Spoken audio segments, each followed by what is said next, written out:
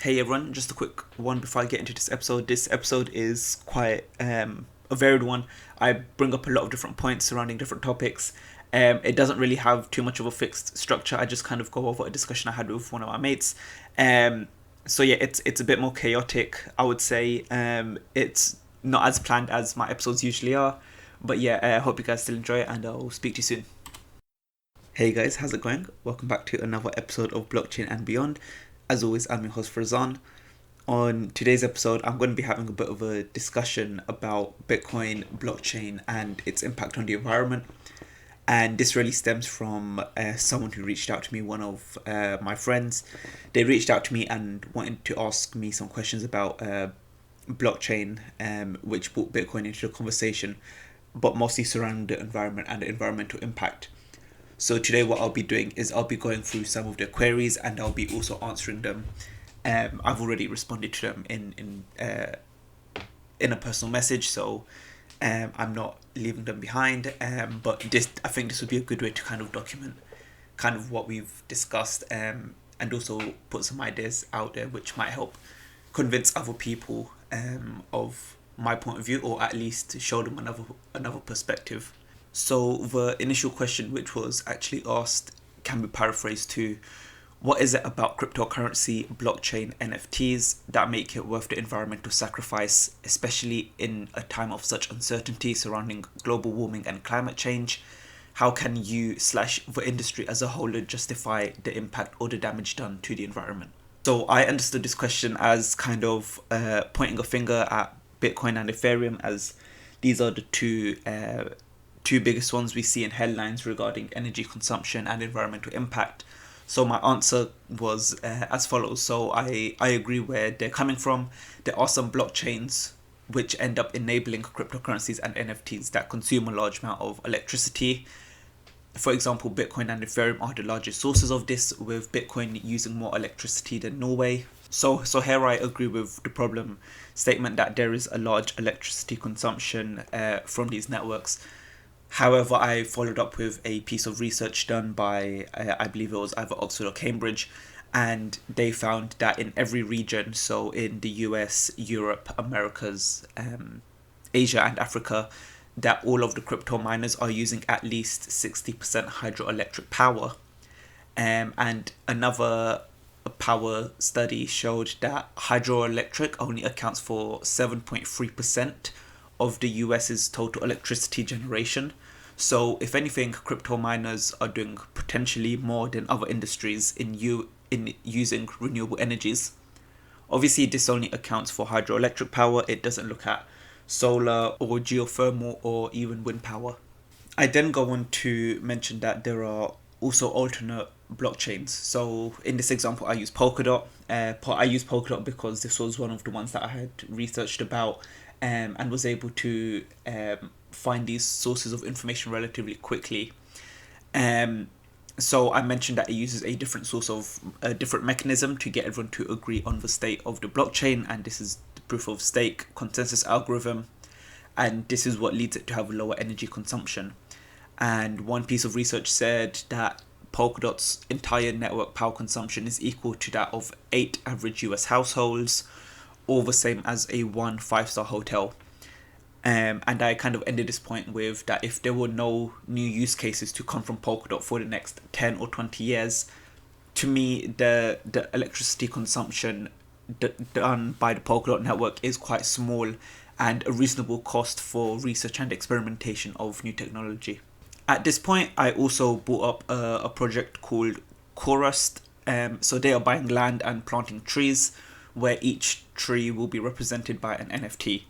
So this NFT will generate carbon credits, which is something that governments also issue and sell, and will represent the carbon offset of that particular tree.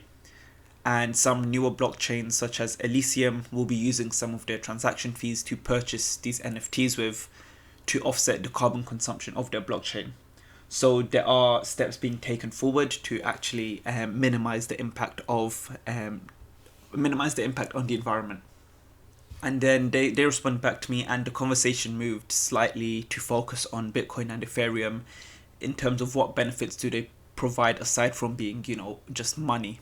So with Bitcoin and Ethereum, or all cryptos in general, no one can actually stop me paying or supporting anyone, as all the miners who are verifying these transactions only care that I have enough to send. So I also brought up a example. So in Canada, Justin Trudeau froze the bank accounts of people who supported the truckers' protest, even if the donation was done before the protest became a quote-unquote problem. If I had donated using Bitcoin to a Bitcoin address, they couldn't stop me if they wanted to. Another example I've brought up in recent times is that Ukraine has started to accept donations in crypto. So this could be in lack of response from the West, or it could be due to other reasons. But I, as an individual, could support them knowing that my money is going directly to them, rather than through other groups where funds can be obscurified. And Ukraine are using this crypto which has been donated to purchase rations and also defense equipment. We've also seen similar cases in Burma, where the people's government is using crypto to undermine the forced military coup or government which is currently in place.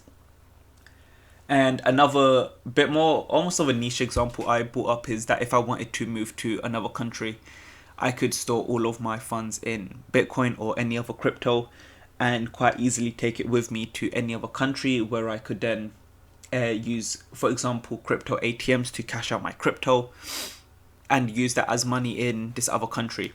Whereas if I was to use my credit card, I may face problems such as my bank may block the transaction because it's from a different country, and they'll have security measures in place to also prevent this. And if anything, it can just cause a bit of an inconvenience, whereas crypto offers another avenue for me to, go on holiday to another country, withdraw some funds through, a crypto ATM, and also enjoy myself without having to be afraid of that my account will be blocked or my transaction will fail, no matter where I am. And then after this, the conversation slightly changed. So I brought up the point of self-sovereignty. So it's the other word that I would use instead of freedom. So with crypto, I can own the said asset and no one can influence it.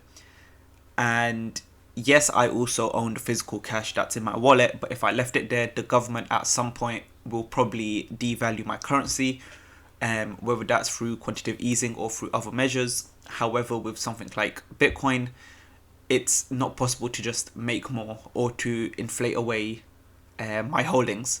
So this was the idea behind the gold standard of currency back in the 1900s, where your notes can be exchanged for literal gold, and no one could stop that. But with Bitcoin, it's potentially a re-emergence of it, but now everything would be digitally and instantly verifiable. So the benefit of crypto being here, that it can be stable in the sense that your holdings will remain the exact same over the next 5, 10, 15, 20 years.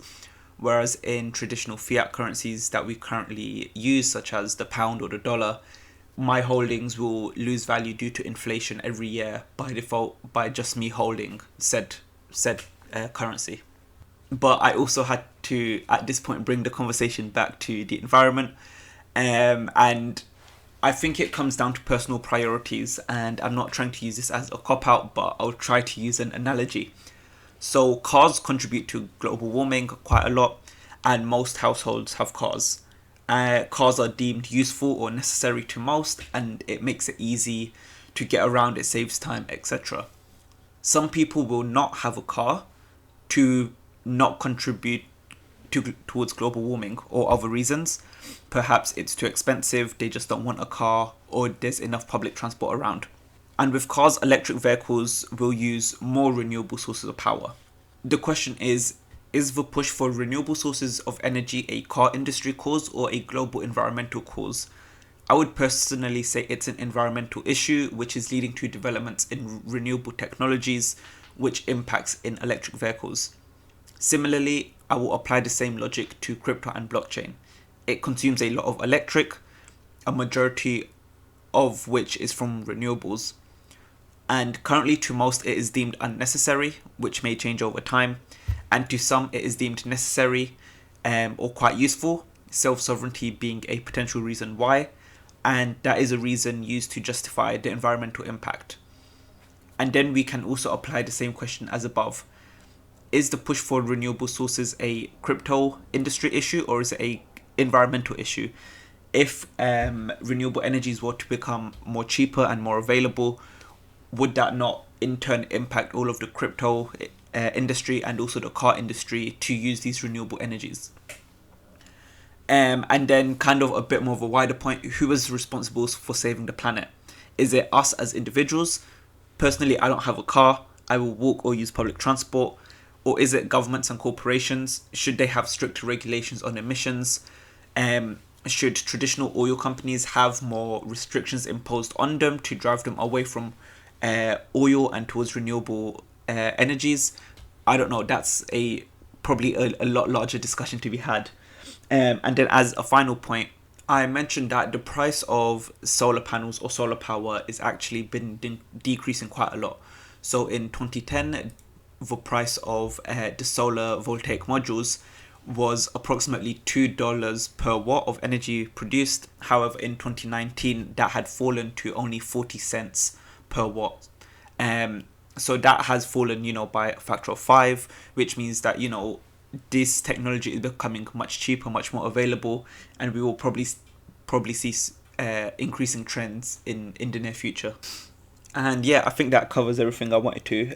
This conversation I had with my friend was actually quite insightful. It actually forced me to learn a lot more and research my points before mentioning them, because these were points that I knew but I hadn't done too much research into them. So it's given me, I've learned a lot by becoming more confident in the reasons why I'm supporting crypto and blockchain technology. But it's also made me more aware of the wider industries such as renewable energies. To know that crypto is using 60% of their energy comes from renewables, I think that's amazing. Obviously there's still work to be done, but I think it's a step in the right direction.